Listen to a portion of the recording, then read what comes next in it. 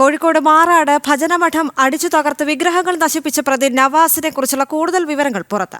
ഭജനമഠത്തിൽ പ്രവേശിച്ച പ്രതി നവാസ് ഗുരുസ്വാമിയെ മർദ്ദിച്ച ശേഷം ആരെയും വെച്ചേക്കില്ലെന്നും നിങ്ങൾ ആരും ഇവിടെ വേണ്ടെന്നും ഭീഷണി മുഴക്കിയെന്ന മർദ്ദനത്തിൽ പരിക്കേറ്റ ഗുരുസ്വാമി ശ്രീനിവാസൻ ജനം ടിവിയോട് പറഞ്ഞു. അതേസമയം കേസിൽ പഴുതടച്ച അന്വേഷണം നടത്തുമെന്ന് മാറാട് പോലീസും വ്യക്തമാക്കി.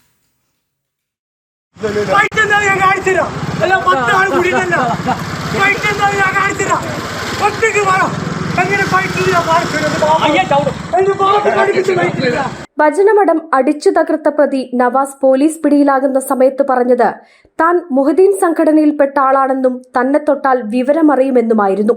എന്നാൽ ഷൈഖ് മുഹദ്ദീൻ അബ്ദുൽ ഖാദിർ ജിലാനി എന്ന പ്രമുഖ സൂഫി വാര്യന്റെ അപവാദങ്ങളെ വാഴ്ത്തുന്നതാണ് മുഹദ്ദീൻ മാല എന്ന ഗ്രന്ഥം.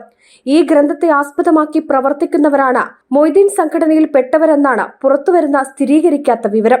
മാത്രമല്ല, ഭജനമഠത്തിൽ നിന്ന് ഇത്തരക്കാരുടെ കയ്യിലുണ്ടാകുന്ന തരത്തിലുള്ള മാലയും കണ്ടെത്തിയിട്ടുണ്ട്.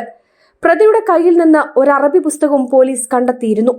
ഭജനമഠത്തിൽ പ്രവേശിച്ച ഉടനെ പ്രതി പറഞ്ഞിരുന്നത് ആരെയും വെച്ചേക്കില്ല എന്നായിരുന്നുവെന്ന് മർദ്ദനത്തിൽ പരിക്കേറ്റ ഗുരുസ്വാമി ശ്രീനിവാസൻ ജനം ടിവിയോട് പറഞ്ഞു.